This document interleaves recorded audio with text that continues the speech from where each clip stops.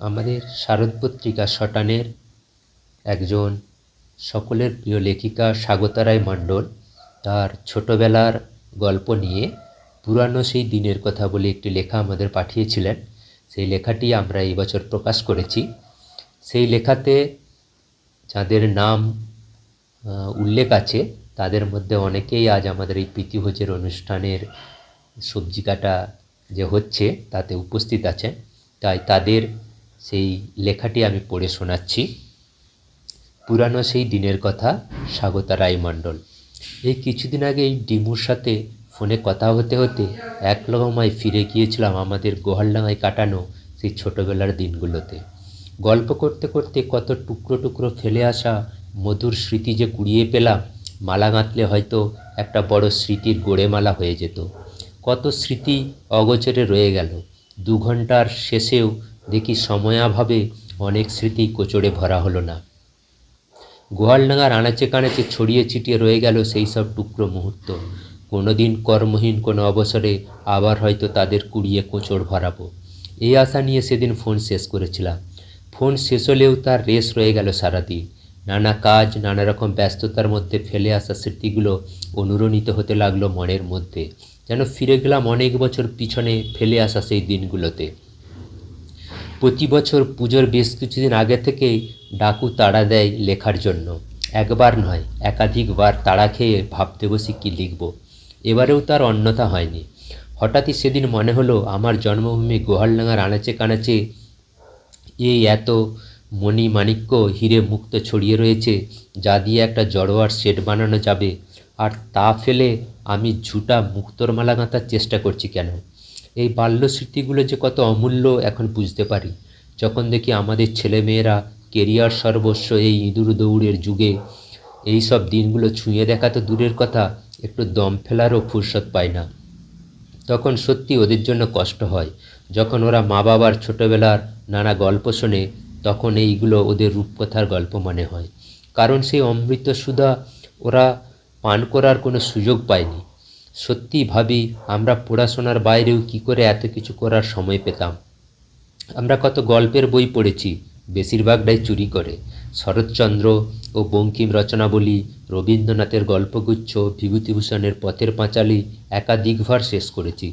সুনীল গঙ্গোপাধ্যায়ের সেই সময়, আশাপূর্ণা দেবীর প্রথম প্রতিশ্রুতি, সুবর্ণলতা, বকুলকথা, এছাড়াও আরও অজস্র বই মাধ্যমিকের আগেই পড়েছি। পড়ার বইয়ের নিচে এরা আত্মগোপন করে থাকলেও ধরাও পড়েছি বহুবার। শুধু বই পড়া নয়, খেলাধুলা, আত্মীয় বাড়ি যাওয়া, সিনেমা দেখা, কোনো কিছুরই তো ঘাটতি ছিল না তখন। যাকগে, কেবলই প্রসঙ্গান্তরে চলে যাচ্ছি। ফিরে যাই সেই দিনগুলোতে। সেখানে আমাদের একটা অসমবয়সী দল ছিল। দলের সদস্য সংখ্যাও খুব একটা কম নয়। রমা পিসি, সাথীদি, আমি, ডিমু, অলকা, অশোকা, তনু, ভদি, আমার বোন টুবলি, হাবু, নোটন, মোটামুটি একটা ক্রিকেট টিম বলা যায়। আমাদের এইসব সদস্যদের একটা ছবি একবার দুর্গা দালানের মাথার উপর ছাদে তোলা হয়েছিল। তখন দালান সংস্কার হয়নি। ডাকুর কল্যাণে সেই ছবি হয়তো অনেকেরই চোখে পড়েছে। আমি কিন্তু সবাইকে যে নামে ডাকতাম সেই নামই বললাম। এর মধ্যে যে সবাই সবসময় থাকতো তা নয়। মাঝে মাঝে কারো কারো অনুপস্থিতিতে দলটা ছোটও হয়ে যেত। বিশেষ করে আমি আর বোন ছিলাম পরিযায়ী। গরমের ছুটি, পুজোর ছুটি মিলে 2 মাস, আর বড়দিনের ছুটিতে 1 সপ্তাহ, এই ছিল আমাদের ঝুলিতে গোহালডাঙায় থাকার প্রাপ্তিযোগ। আর বাকি সারা বছর একরার মন খারাপ নিয়ে মায়ের কর্মক্ষেত্র বীরসিংহে আমাদের দিন কাটত। কেবলই মনে হতো বাকিদের মতো আমরাও যদি সারাটা বছর গোহালডাঙায় কাটাতাম কত ভালোই হতো। কিন্তু যেটুকু পেয়েছি তার দামও তো কম নয়। গরমের ছুটি বললেই সবার আগে মনে পড়ে পুকুরে স্নান আর সাঁতার কাটার কথা। ওই সময় বড় পুকুর, ছোট পুকুর, নতুন পুকুর, আর মাঝে মাঝে খিড়কিতে স্নান হতো। তবে খিড়কিতে খুব একটা সাঁতার কাটা হয়নি, কিন্তু খিড়কির মাদার তলার ঘাটে স্নান যেন আক্ষরিক অর্থেই ছিল মায়ের নিরাপত্তায় মোড়া।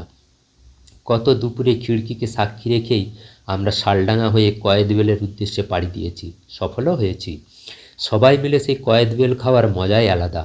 আর সাঁতার কাটা, শুধু পুকুরগুলোর জলই ঘোলা নয়, যতক্ষণ না আমাদের চোখ লাল হতো আর হাত পায়ের চামড়া সাদা হয়ে কুঁচকে যেত, আমরা কেউ জল থেকে উঠতাম না। তারপর ভিজে জামা কাপড় গায়ে দুরু দুরু বুকে চাঁচের আড়ালে অপেক্ষা করতাম যাতে মায়ের মুখোমুখি না হতে হয়। আর আমার জেঠুমা বলতো, তোর মা লাঠি নিয়ে অপেক্ষা করছে, আজ পিঠে পড়বে। কিন্তু মা একটু আড়ালে গেলেই টুক করে ঘরে ঢুকে পড়তাম। লাঠি পিঠে পড়তো না ঠিকই, কিন্তু মা গম্ভীর হয়ে থাকতো কিছুক্ষণ। তাই বলে পরের দিন সাঁতার কাটার কোনো ব্যাঘাত ঘটতো না। এর সাথে আর একটা জিনিস যুক্ত ছিল, নুনলঙ্কা সহযোগে কাঁচা আম ছেঁচা খাওয়া। গ্রীষ্মের ছুটি এর আর একটা কথা খুব মনে পড়ে, আইসক্রিম। আজও সেই আইসক্রিমওয়ালা আমার চোখের সামনে জীবন্ত। যখন বড় পুকুরের দক্ষিণ পাড় দিয়ে ডুগডুগি বাজিয়ে যেত, আমরাও প্রাণপণে পিছনে ছুটে তাকে ডেকে নিয়ে আসতাম আমাদের ঘরের সামনে। তারপর ডিমুদের গাংদেয়ালিতে বসে সবাই মিলে যখন ওই গোলাপি, সবুজ, কমলা, সাদা ইত্যাদি নানা রঙের আইসক্রিমগুলো কাঠি ধরে চুষে খেতাম, আহা, তার স্বাদই আলাদা। এখন আমরা সবাই অনেক সুস্বাদু ব্র্যান্ডেড আইসক্রিম খাই, কিন্তু আমার মনে হয় ওই গাংদেয়ালিতে বসে ওই কাঠি দেওয়া রঙিন আইসক্রিমের স্বাদ বোধ হয় সব কিছুকেই হার মানায়। ওই গাংদেয়ালিটা শুধু আইসক্রিম নয়, অনেক কিছুরই সাক্ষী। সাপুড়ের সাপ খেলানো, হলদে বুড়ি, নারায়ণ পরব পরাবেদা, ফেরিওয়ালার সেই ডাক, রানিদি আছেন নাকি, ফেরিওয়ালা চলে যাচ্ছে, আজও চোখ বন্ধ করে যেন স্পষ্ট শুনতে পাই। ওইখানে বসেই আমাদের বেশ কয়েক ঘন্টা জটলা চলতো।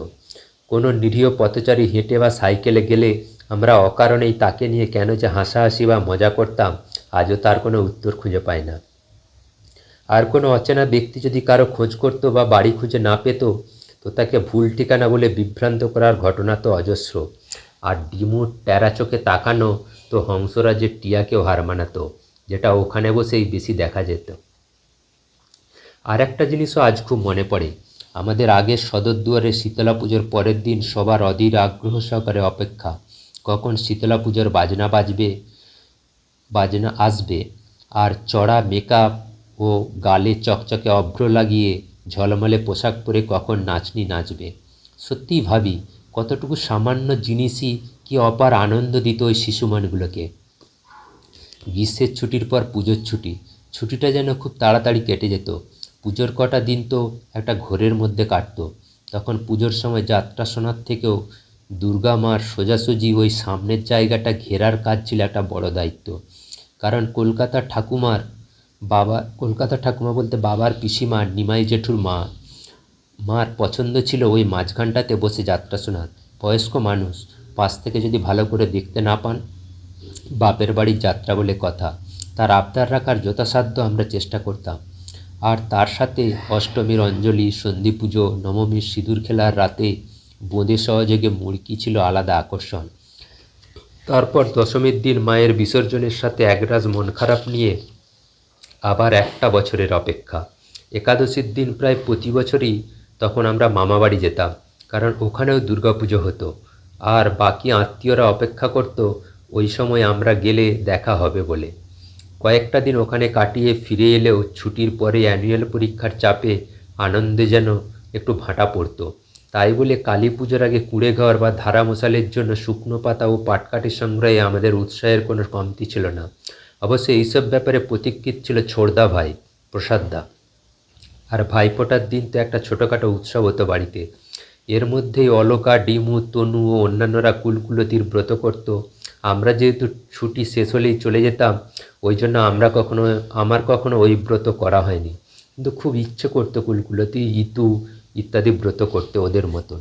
যাই হোক, এইসব না পাওয়া, তার সাথে আসন্ন পরীক্ষার কথা ভেবে একরাশ মন খারাপ বুকে চেপে গোয়ালডাঙা ছেড়ে গরুর গাড়িতে করে বীরসিংহের উদ্দেশ্যে পাড়ি দিতাম। এই আশাটুকু বুকে নিয়ে আবার পরীক্ষা শেষে বড়দিনের ছুটিতে বাড়ি আসব, আর ছুটিয়ে সবাই মিলে মজা করব। সত্যি বড়দিনের ছুটিতে মজা হতো খুব। ছুটিটা কম দিনের, কিন্তু দিনগুলো কানাই কানাই ভরে উঠত। শীতকাল মানেই পিকনিকের মরশুম, কিন্তু আমাদের পিকনিক ছিল অদ্ভুত। আয়োজন খুব কম, কিন্তু পুরোটাই প্রায় চুরির ওপর। জ্বালানি সহ বেশিরভাগ জিনিসই চুরি করা হতো। জ্বালন সংগ্রহ বেশ অভিনব ছিল। কাদের বেড়া ভাঙতাম না বলাই ভালো।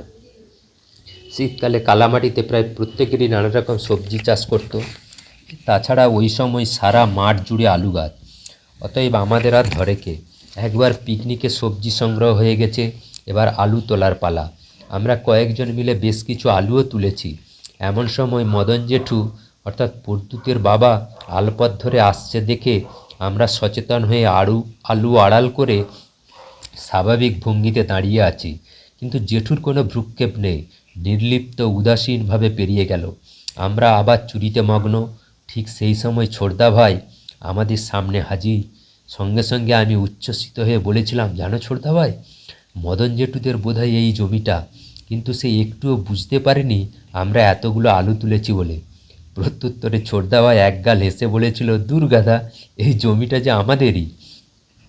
শুনে চুরির আনন্দটা ফানুসের মতো চুপসে গিয়েছিল, কারণ নিজেদের জিনিস চুরি করার মজা তেমন নেই। আর একবার পিকনিকে খিচুড়ি আর ডিম ভাজা হয়েছিল।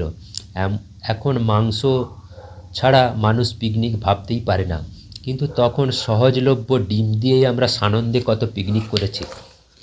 যাই হোক, তনুর সেবার খুব ঝাল লাগার ফলে এতটাই জল খেয়ে ফেলেছিল যে ওর অস্বস্তি কাটানোর জন্য মাঠেই খড় বিছিয়ে তনুর শোয়ার ব্যবস্থা হয়েছিল।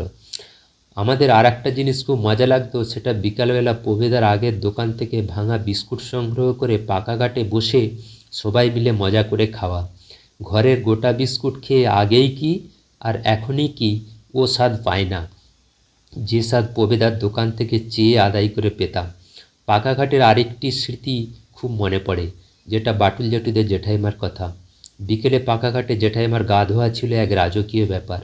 আজও সেই হারিয়ে যাওয়া লাইফবয় সাবানের টুকরো, পুরুল জালির ছোপড়া আর জ্যাঠাইমার আলতা ধোয়া পা ঘষা কত বছর আগের দিনগুলোতে ফিরিয়ে নিয়ে যায়। বাটুল জেঠু ও জেঠিমার পরিষ্কার পরিচ্ছন্নতা আজও যেন গোহালডাঙ্গাবাসীর কাছে প্রবাদের মতন হয়ে গেছে। প্রবেদার দোকান থেকে আমরা আর একটা জিনিস চাঁদা দিয়ে কিনতাম, সেটা হলো হাঁসের ডিম, সেদ্ধ করে খাবো বলে। কিন্তু সেদ্ধটা করব কোথায়? জ্বালন্ত লোকের বেড়া ভেঙে সংগ্রহ হলো, কিন্তু উনুন আর সেদ্ধ করার পাত্র চাই, আর সেটা হবেই বা কোথায়? অনেক ভেবেচিন্তে একজনকে আবিষ্কার করা গেল, কিন্তু তাকে ম্যানেজ করা একটু মুশকিল। সে আর কেউ নয়, বলাইদাদের বৌদি, জয়দেবের মা। তার বাইরেটা দেখলে একটু রুক্ষ লাগে ঠিকই, কিন্তু একটু পটালে ভেতরটা নরম, অনেকটা ওই নারকেলের মতন। একটু মিষ্টি মিষ্টি কথা বললেই বৌদি রাজি হয়ে যেত। তারপর চুপি চুপি সবাই জ্বালনের বোঝা নিয়ে তার উনুনশালে হাজির হতাম। ডিম সেদ্ধর পর তার অ্যালুমিনিয়ামের পাত্র আমরাই মেজে দিতাম। হাঁসের সেই সেদ্ধ ডিমের স্বাদ অপরূপ ছিল আমার কাছে। অবশ্য আমার হাঁসের ডিমের প্রতি দুর্বলতা সর্বজন বিদিত। এই দুর্বলতা সব থেকে বেশি মনে রেখেছে একজন, সে আর কেউ নয়, রমা পিসি। সে এখনও যে আমার হংসডিম্ব প্রেম ভোলেনি, তার জন্য আমি কৃতজ্ঞ। যাই হোক, বলাইদাদের বৌদির বদান্যতায় আমাদের মাঝে মাঝে হাঁসের ডিমের ফিস্ট হতো। এই প্রসঙ্গে বলাইদার একটা কথা খুব মনে পড়ে যাচ্ছে। বলাইদাকে দেখলে একজন শান্তশিষ্ট নিপাড় ভদ্র বাঙালির ছবি চোখে ভেসে ওঠে। এই ছবি আর একজনকে দেখলে মনে হতো, সেই মানুষটি হলো অমি ও লালুর বাবা আনন্দদা। দুজন মানুষই আজ আমাদের ছেড়ে অনেক দূরে। যাই হোক, বলাইদার কথাতে ফিরে আসি।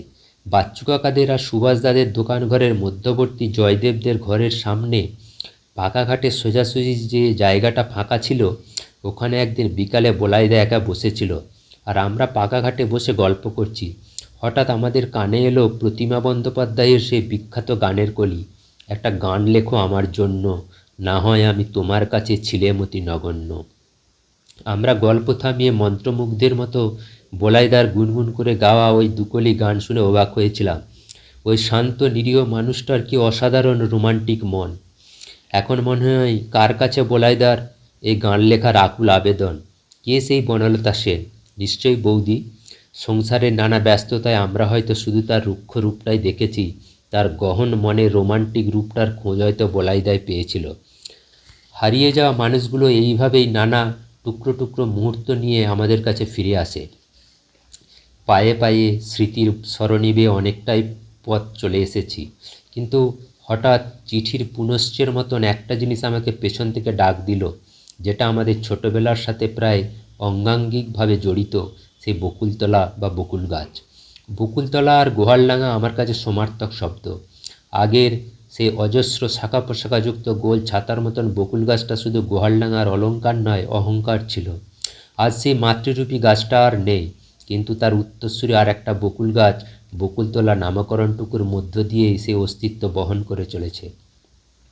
ওই বকুলতলায় কত বকুল ফুল তলা বিছিয়ে পড়ে থাকতো, আর ওই ঝরা বকুল ফুল কুড়িয়ে মালা গাঁথে নিয়ে এমন শৈশব বোধহয় কারোর কাটেনি।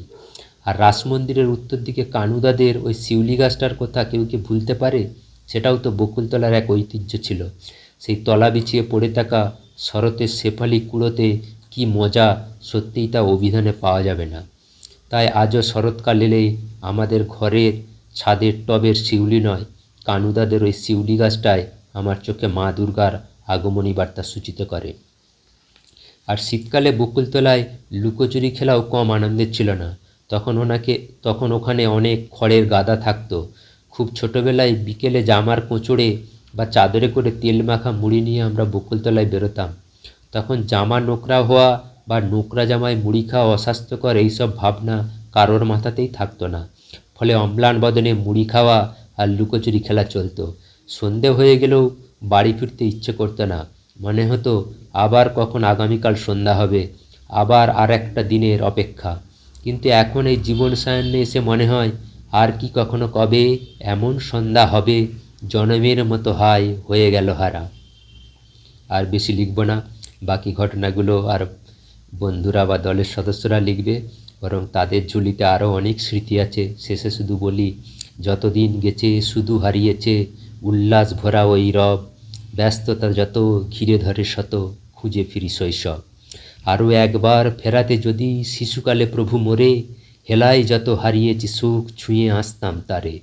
চারিদিকে জরা বিষাদ ভরা, চাহিদা শুধুই বৈভব, যুদ্ধক্ষেত্র সারাটা জীবন, সুন্দর শুধু শৈশব।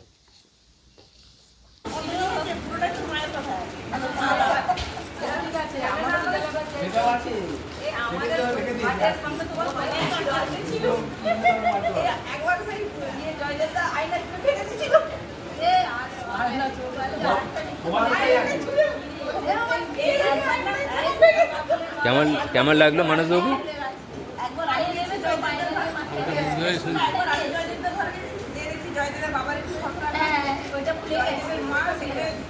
সবথেকে আরো বেশি সুন্দর লাগলো এতদিনের স্মৃতিকে যে ভুবনদে মনে রেখেছে, এটাকে তুলে ধরেছে আমাদের পত্রিকা।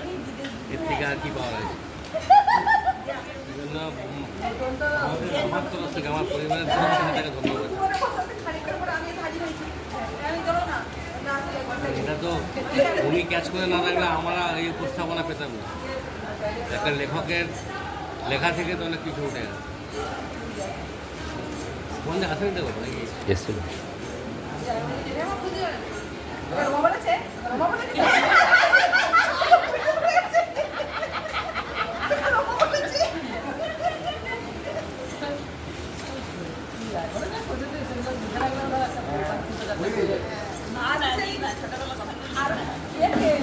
তোমাদের একটা জিনিস আমার খুব মনে আছে, সেটা হচ্ছে শিবরাত্রি। শিবরাত্রির যে ঘটনা, আমিও মনে আছে। সেই নোটবন্দি হাসি হা করে ভোরবেলা। আর হচ্ছে তোমাদের ওই সিঙ্গাড়া ফিঙ্গাড়া না কি সব হতো বানাতে, চপ চপ ওইটা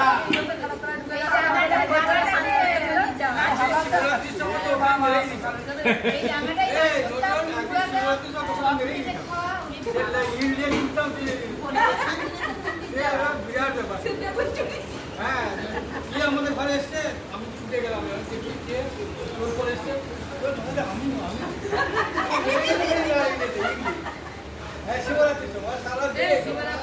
জায়গা তখন তো